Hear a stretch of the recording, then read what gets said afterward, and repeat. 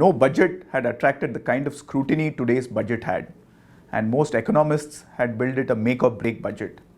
This budget had to accommodate the high fund transfers to the states, which as quoted by the FM came to around 62% of the total revenue, adjust for the demise of the Planning Commission, cope with challenges for taking GDP to the projected 8+% rate, and find more funds for public spending to kickstart investments without compromising on fiscal goals. And as expected, fiscal headroom was very limited, with practically very few ideas on the revenue front. Expectations of Achedin were humongous, starting with an increase in the personal income tax exemptions, increase in the housing loan interest deduction, lowering MAT, which had grown to 18.5%, exemption of SEZs from MAT, scrapping of dividend distribution tax, and an end to the inverted duty structure in many areas of manufacturing, spinning up of expansion of the authority for advance ruling so that orders could be passed in a timely manner, more bilateral advance pricing arrangements, a deferment of the GAR provisions from its slated implementation timeline next financial year, timelines for introduction of GST, etc. And everybody wanted to watch out if we would continue on the roadmap to taking the fiscal deficit to 3% of GDP. And one thing which most of us were praying for was some real bold steps to broaden the tax base. It's a shame that in spite of the population of India and China being almost the same, the number of Chinese paying income tax is 10 times the number of Indian taxpayers. And we have enough millionaires, farmers and businessmen included who don't pay any taxes. So what did the FM do? He categorically assured that GST, which is expected to play a transformative role in the way our economy functions, will be in place with the required IT infrastructure by April 2016. This caught most of us by surprise. This is the most awaited move and crucial for reducing the cascading effect on the cost of goods and services. He has also announced something unexpected, a roadmap for doing away with all or most income tax exemptions on the corporate side, which by his own admission resulted in invariable tax litigation, and a roadmap towards rationalization of the corporate tax structure to a more globally competitive rate of 25% over the next 25 years, which is a very smart move and good, even though it effectively means that corporates will pay a little higher income tax this year due to the higher surcharge. And this, in his own admission, is to ensure that Indian and foreign companies invest in manufacturing here in India rather than in some of the Asian countries which have been competing for investments.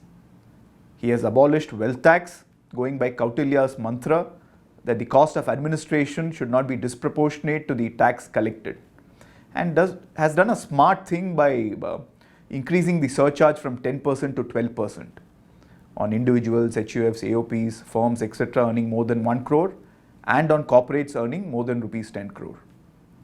While many in the industry were rooting for a scrapping of the dividend distribution tax, he has quietly raised it from the effective tax rate of 16.995% to 17.304%. For individuals and middle income group, he has permitted an extra rupees 50,000 deduction for people investing in NPS over and above the section ATC limit of rupees 1.5 lakhs, thereby providing for their own social security. And he has provided a further deduction of rupees 25,000 towards medical insurance premium. This is in line with the commonly accepted thinking that Indians do not do what is good for them unless they are tax incentivized.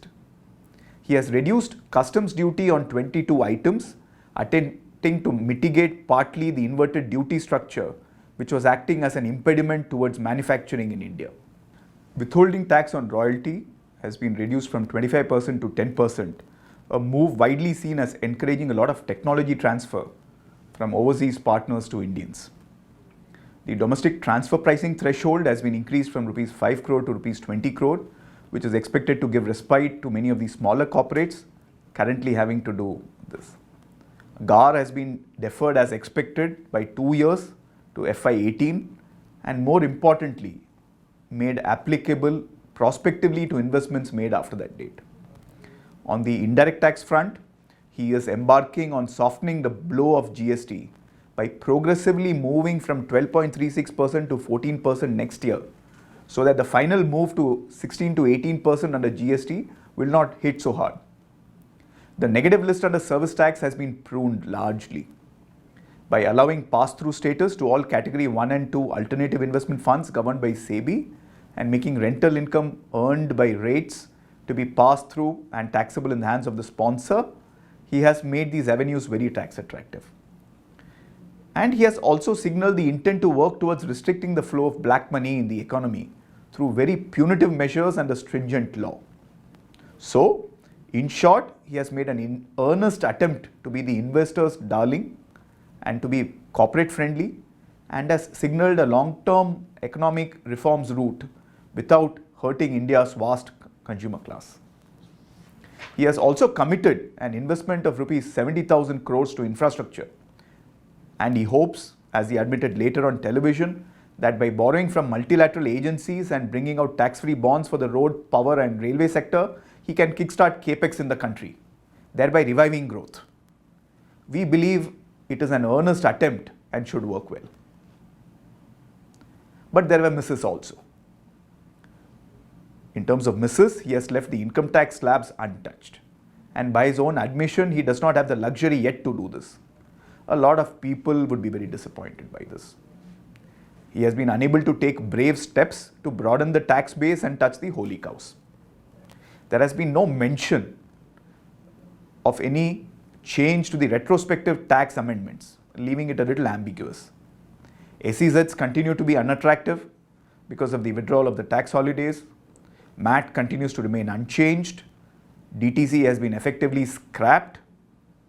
And it's still a little unclear how he will increase the financial savings as a percentage of GDP.